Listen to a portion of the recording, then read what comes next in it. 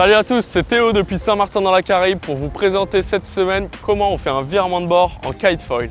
Donc le virement de bord, c'est une technique très pratique qui vous permettra d'aller explorer un spot bien plus facilement parce qu'à chaque transition, vous n'allez pas perdre de terrain et vous allez continuer à remonter au vent.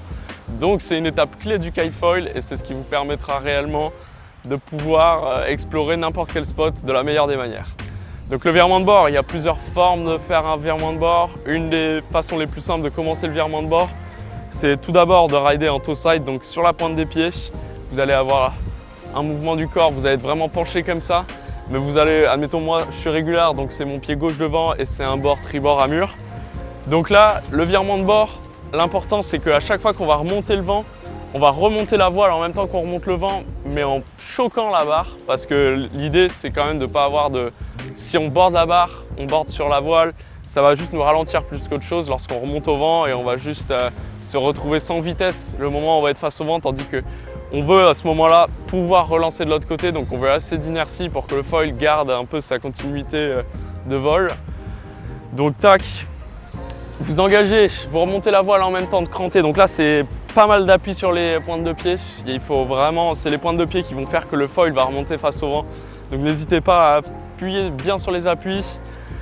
L'essentiel c'est d'arriver, le moment où vous êtes face au vent, d'arriver à garder le foil en l'air avec suffisamment de vitesse pour qu'il ait de la relance sur le côté opposé. Parce que là, bien évidemment, à ce moment-là, il faut qu'on tourne très rapidement pour remettre son regard. Le regard a une importance énorme sur la rotation.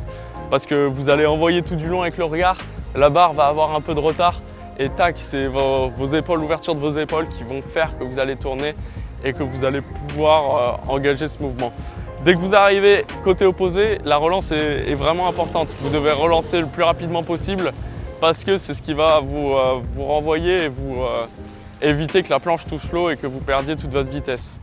Donc c'est un mouvement qui se fait sur une transition des pieds. Quand vous allez avoir fini toute la rotation, admettons une rotation à 180 degrés, il ne faut pas hésiter à descendre sous le vent. Et c'est dès qu'on aura passé ce cap à descendre sous le vent, où là on aura peut-être une position de la planche plus à plat, qu'après il faut rebasculer le corps. C'est vraiment un mouvement du balancier du corps qui part à être en opposition au vent, face au vent, face au vent. Là on se redresse plus, mais dès qu'on est de l'autre côté, il faut très rapidement repencher pour compenser un peu à ne pas se faire embarquer par la voile. Donc c'est toujours être en opposition un peu avec la voile sur votre bord dans lequel lorsque vous mettez de la tension sur l'aile et sur le foil. Pour ça, c'est pour ce qui est du board toe side. Maintenant, si on venait à le faire en heel side, donc sur les talons, on riderait de notre bon côté bien évidemment. Donc sur le bord, sur les talons, vous allez vraiment chercher à caper rapidement tout en choquant la barre. L'idée c'est de choquer la barre parce que vous voulez ensuite pouvoir la border. Donc il faut laisser respirer votre aile et vous laisser prendre de la vitesse face au vent. Donc en choquant, c'est ce qui se fera de mieux. Vous allez vous retrouver l'alignement des épaules face au vent et c'est vraiment après cette continuité là que vous continuez à pousser et genre à ce moment là vous devez commencer à faire basculer le bassin et donc vos épaules du côté opposé tout en tirant donc sur la main qui était votre main arrière initialement mais qui sera votre main avant sur le bord opposé. Vous allez vous retrouver à devoir balancer aussi le poids et surtout la pression qui sont sur les talons, les appuis sur les pointes de pied de cette manière-là à ce que vous puissiez repartir de la direction opposée, relancer la voile rapidement, même si vous êtes avec une petite voile qui n'est pas trop surtoilée, vous pouvez ne pas hésiter à faire un down loop. C'est valable aussi de la direction opposée. Vous faites un down loop pour vous relancer rapidement et redonner de la vitesse. Vous ne bataillez pas si vous sentez que à chaque fois vous faites embarquer par l'aile, c'est que vous ne descendez pas assez au vent. Vous pouvez bien descendre au vent pour laisser respirer votre aile et votre foil. Vous laissez embarquer un peu avec les éléments et après là vous remettez un peu plus de pression pour remonter au vent.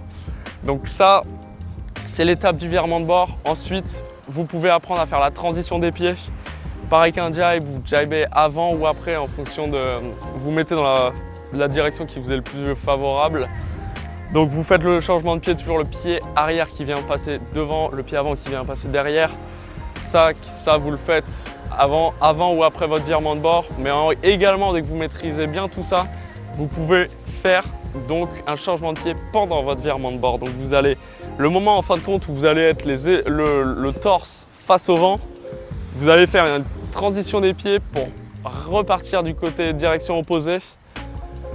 Donc c'est en fait là, le principe, il est que vous allez faire une rotation à 360 degrés sur la continuité du tricks. Mais il y aura juste un changement de pied à 180 degrés. Donc, c'est une grosse ouverture du corps pour que là, vous puissiez faire la transition des pieds, repartir rapidement. Là, ça aide pas mal de faire un petit down loop à la fin de la rotation, à la fin du changement des pieds pendant le virement de bord pour repartir.